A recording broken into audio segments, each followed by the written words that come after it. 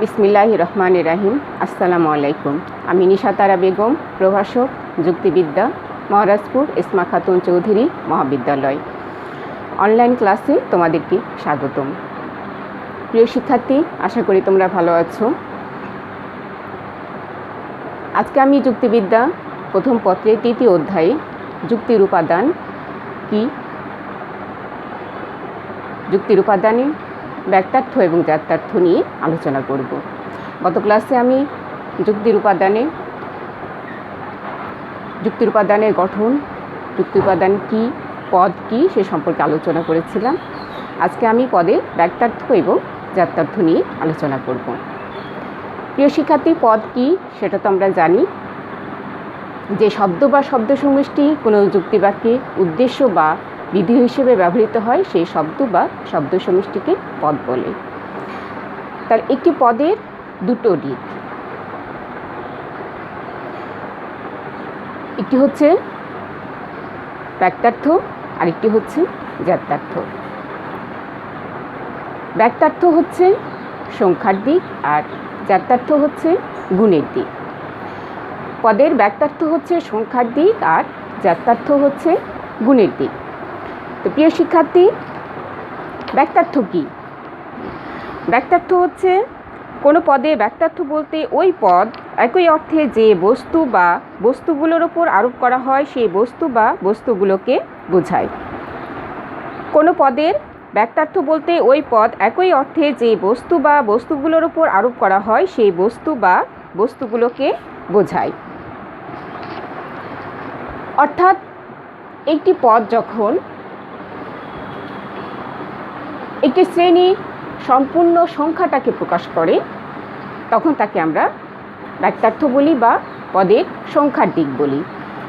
একটি শ্রেণীর সম্পূর্ণ সংখ্যাটাকে যখন বোঝাবে তখন তাকে বলা হয় পদের ব্যক্তার্থ। যেমন ধরো, মানুষ, জীব,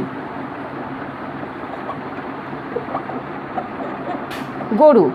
তাহলে মানুষ যখন আমি বলবো তখন আমি কোনো নির্দিষ্ট মানুষকে বলছি না। মানুষ বলতে কি, অতীত, বর্তমান এবং ভবিষ্যতে যত মানুষ আছে সব মানুষের সংখ্যাকেই বোঝাবে। তাহলে মানুষ বলতে রহিম, করিম, রাম, শ্যাম, যদু, মধু যত মানুষ আছে এবং অতীতে যত মানুষ জন্মেছে, বর্তমানে যত মানুষ আছে এবং ভবিষ্যতে যত মানুষ জন্মাবে সকল মানুষেই সংখ্যাকেই বোঝানো হচ্ছে। আর জাত্যার্থ হচ্ছে গুণের দিক। একটি পদের গুণের দিক হচ্ছে জাত্যার্থ। গুণগত দিক থেকে একটি পদ বা বস্তু বা ব্যক্তি যে সকল আবশ্যিক বা সাধারণ গুণকে বোঝায় সে সকল গুণকে ওই পদের জাত্যার্থ বলে। আমি আবার বলছি, গুণগত দিক থেকে একটি পদ, বস্তু বা ব্যক্তি যে সকল আবশ্যিক ও সাধারণ গুণকে বোঝায় সে সকল গুণকে ওই পদের জাত্যার্থ বলে। তাহলে মানুষ যখন আমি বলছি তখন সেটা হচ্ছে মানুষ পদের সংখ্যার দিক, ব্যক্তার্থের দিক। আর মানুষ হয় বুদ্ধিবৃত্তি সম্পূর্ণ জীব। আমি একটা উদাহরণ দিই। মানুষ হয় বুদ্ধিবৃত্তি সম্পূর্ণ জীব। বুদ্ধিবৃত্তি সম্পূর্ণ জীব। তাহলে প্রিয় শিক্ষার্থী, খেয়াল করো, এখানে মানুষ যখন বলছি তখন কি একটি শ্রেণীকে বোঝাচ্ছে, আর যখন আমি বুদ্ধিবৃত্তি বলছি তখন কি বুদ্ধিবৃত্তিটা হচ্ছে কি মানুষ পদের একটি গুণ। তাহলে এই মানুষ হচ্ছে আমার ব্যক্তার্থ আর এই বুদ্ধিবৃত্তি হচ্ছে আমার জাত্যার্থ। তাহলে মানুষ হচ্ছে এটি শ্রেণীর সংখ্যা আর জাত্যার্থ হচ্ছে গুণ, অর্থাৎ এই বুদ্ধিবৃত্তিটা হচ্ছে আমার জাত্যার্থ। তাহলে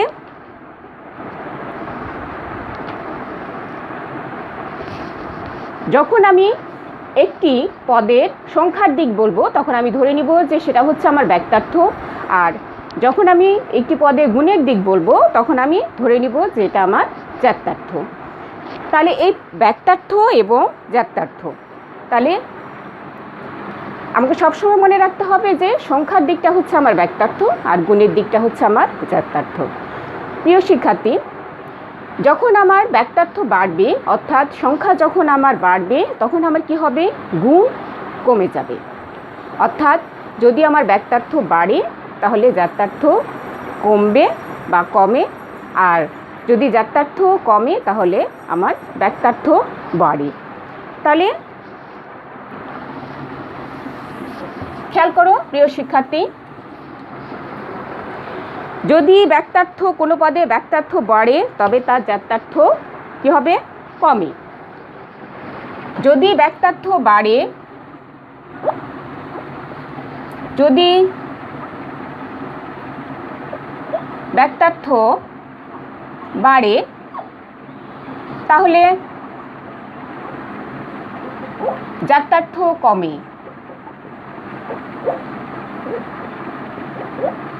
তাহলে জাত্যার্থ কমে। যদি ব্যক্তার্থ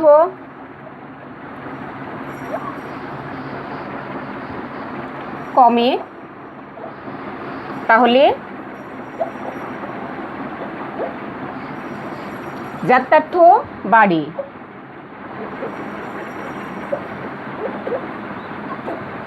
জাত্যার্থ বাড়ে। যদি জাত্যার্থ বাড়ে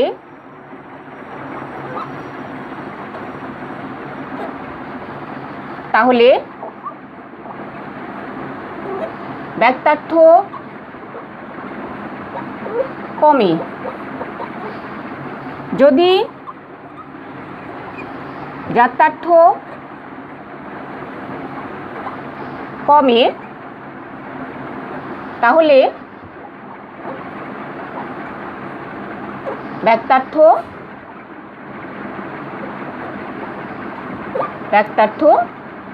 বাড়ে।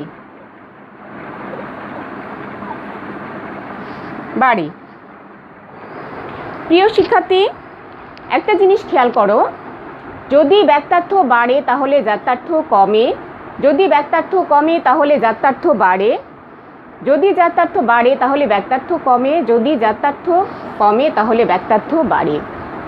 একটা জিনিস দেখো, যখনই আমার ব্যক্তার্থ বাড়ছে তখন আমার জাত্যার্থ কমে যাচ্ছে, আর যখন ব্যক্তার্থ আমার কমে যাচ্ছে তখন আমার জাত্যার্থ কী হচ্ছে, বেড়ে যাচ্ছে।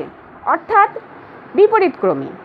বিপরীত ক্রমে কী হবে, আমার যখন একটি বাড়বে তখন আরেকটি কমে যাবে, আর যখন একটি কমবে তখন আরেকটি বেড়ে যাবে। অর্থাৎ যখন আমার সংখ্যা বাড়বে তখন আমার গুণ কমে যাবে, যখন আমার সংখ্যা কমে যাবে তখন আমার গুণ বেড়ে যাবে। প্রিয় শিক্ষার্থী, খেয়াল করো,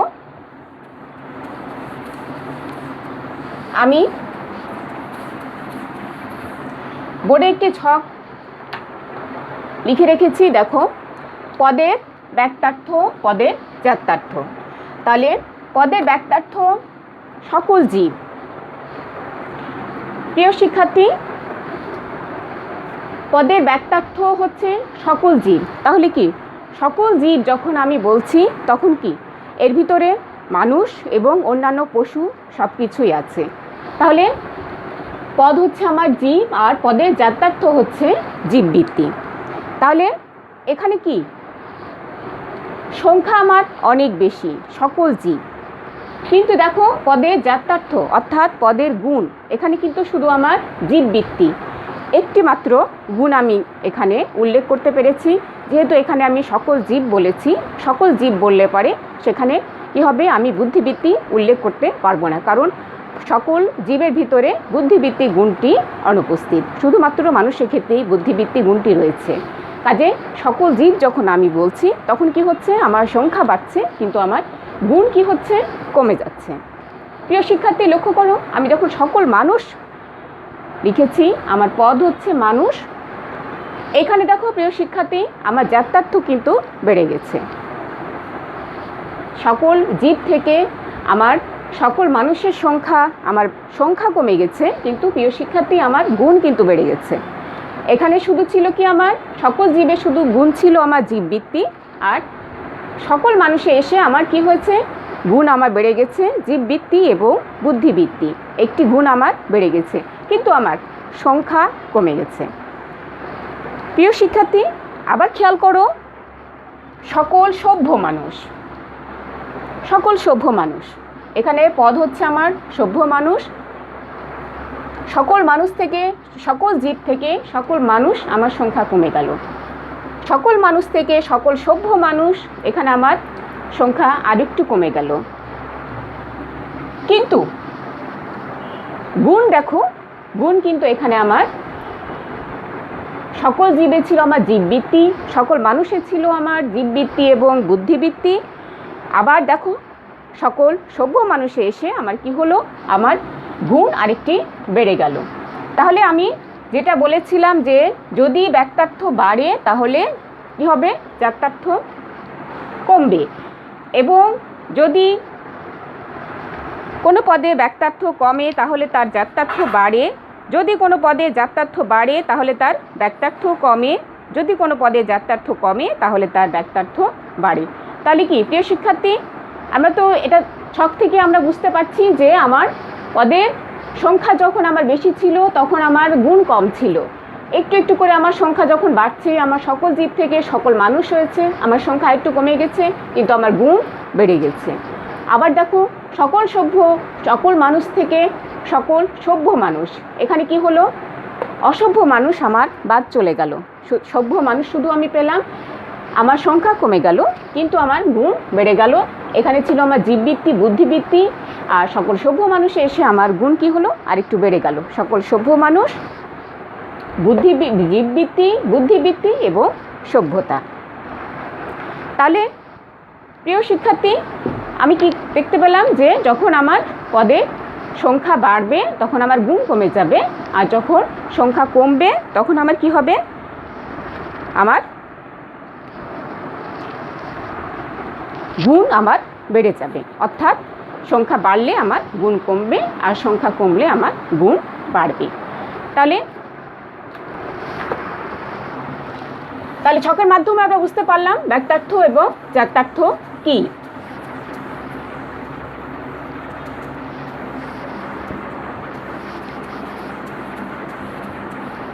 প্রিয় শিক্ষার্থী আমরা একটা বৃত্তের মাধ্যমে দেখি, তাহলে জিনিসটা আমরা আরেকটু বুঝতে পারবো। প্রিয় শিক্ষার্থী দেখো,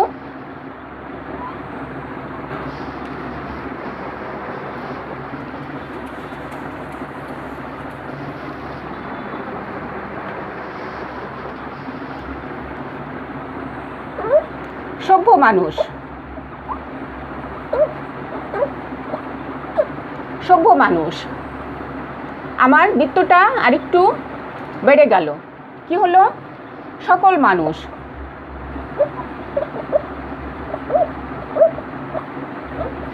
সকল মানুষ বা শুধু মানুষও হতে পারে।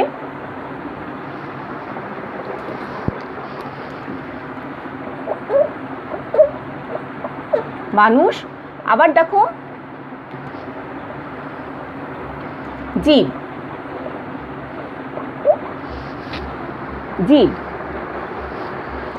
আবার দেখো ঠিক বিপরীত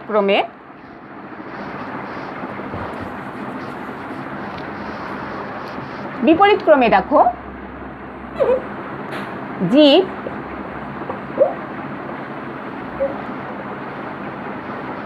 মানুষ, আরেকটা কি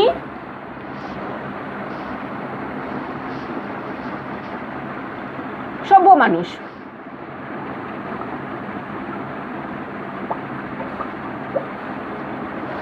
মানুষ। তাহলে দেখো প্রিয় শিক্ষার্থী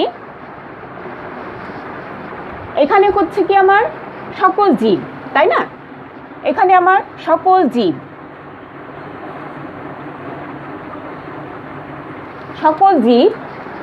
আবার দেখো সকল মানুষ, সকল মানুষ, আবার সকল সভ্য মানুষ, সকল সভ্য মানুষ। এখানে দেখো আমার কি জীবে কি শুধু জীববৃত্তি, মানুষে কি জীববৃত্তি প্লাস বুদ্ধিবৃত্তি, বুদ্ধিবৃত্তি। আবার এখানে কি জীববৃত্তি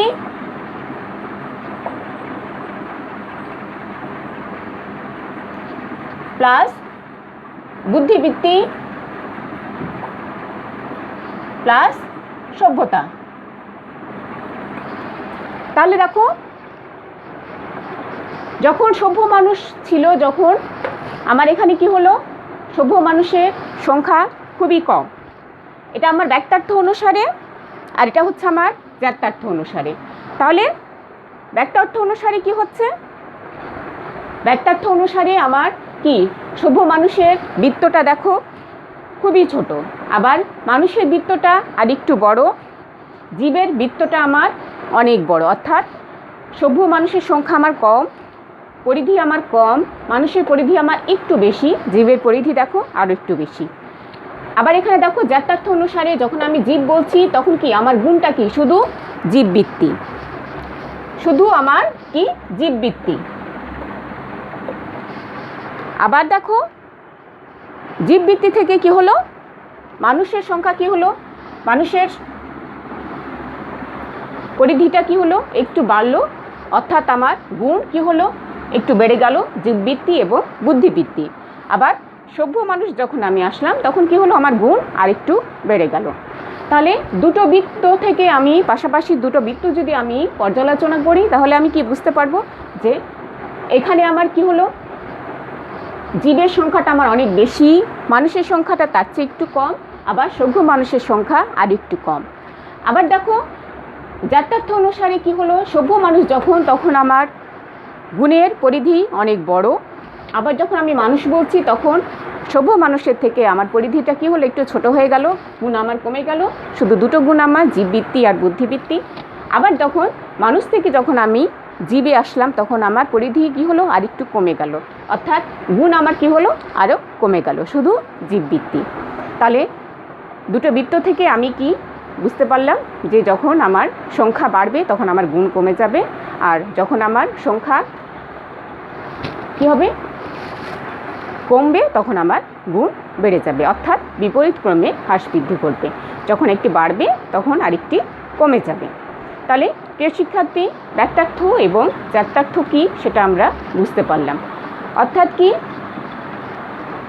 সবসময় আমাদের মনে রাখতে হবে যে বাক্যার্থ হচ্ছে একটি পদের সংখ্যার দিক আর জাত্যার্থ হচ্ছে একটি পদের গুণের দিক। অর্থাৎ যখন আমার সংখ্যা বেশি থাকবে আমার গুণ কমে যাবে, আর সংখ্যা যখন আমার কম থাকবে তখন আমার গুণ বেড়ে যাবে। তাহলে পদের বাক্যার্থ এবং জাত্যার্থ কী সেটা আমরা জানতে পারলাম। প্রিয় শিক্ষার্থী তাহলে পদের বাক্যার্থ এবং জাত্যার্থ পরে আসছে পদের প্রকারভেদ। পদের প্রকারভেদ, একটি পদকে অনেক ভাগে ভাগ করা হয়েছে। একটি পদকে যখন কতগুলো ভাগে আমরা ভাগ করি তখন সেগুলো হচ্ছে পদের প্রকারভেদ। তাহলে পদের প্রকারভেদ বিভিন্ন নীতি অনুযায়ী বিভিন্নভাবে পদকে ভাগ করা হয়েছে। প্রথমে যেটি আমি আলোচনা করব সেটা হচ্ছে সরল পদ ও যৌগিক পদ। যুক্তিবিদ মিল যে পদের প্রকারভেদগুলো করেছে সেখানে প্রথমে যেটা আসছে সেটা হচ্ছে সরল পদ এবং যৌগিক পদ। সরল পদ কোনটা? যে পদ একটি মাত্র শব্দ দ্বারা গঠিত তাকে বলা হয় সরল পদ, আর যে পদ একের অধিক শব্দ দ্বারা গঠিত হয় তাকে বলা হয় যৌগিক পদ। তাহলে মানুষ, বিশ্ববিদ্যালয়, শ্রেণী, প্রাণী, বই এগুলো কি একটি মাত্র শব্দ। যখন একটি শব্দ দ্বারা কোনো পদ গঠিত হবে তখন তাকে বলা হচ্ছে সরল পদ, আর যখন একের অধিক পদ দ্বারা শব্দ গঠিত হবে তখন তাকে বলা হচ্ছে যৌগিক পদ। তাহলে প্রিয় শিক্ষার্থী, আজকে আমি পদের একটি প্রকার নিয়ে আলোচনা করলাম। আগামী ক্লাসে পদের অন্যান্য প্রকার যেগুলো আছে সেই প্রকারগুলো নিয়ে তোমাদের সাথে বিস্তারিত আলোচনা করব। তাহলে আজকে আমরা এই পাঠ থেকে যেটা জানলাম সেটা হচ্ছে পদের ব্যক্তার্থ এবং জাত্যার্থ, এবং আগামী ক্লাসে আমি পদের প্রকারভেদগুলো নিয়ে আলোচনা করব। তাহলে প্রিয় শিক্ষার্থী, আশা করি তোমরা ক্লাসগুলো মনোযোগ দিয়ে দেখবে এবং পড়াশোনা করবে। আগামী ক্লাসে আবার তোমাদের সাথে দেখা হবে। সে পর্যন্ত তোমরা ভালো থাকো, নিরাপদে থাকো, স্বাস্থ্যবিধি মেনে চলো, এবং অবশ্যই তোমরা বাইরে গেলে মাস্ক ব্যবহার করবে এবং বাইরে থেকে আসার পরে অবশ্যই সাবান পানি দিয়ে হাত পরিষ্কার করবে এবং বারবার তোমরা হাত ধোয়ার অভ্যাস গড়ে তুলবে। তোমরা যথাযথ স্বাস্থ্যবিধি মেনে চলবে। তোমরা ভালো থাকো, সুস্থ থাকো। আগামী ক্লাসে আবারও তোমাদের সাথে দেখা হবে। সে পর্যন্ত আল্লাহ হাফেজ।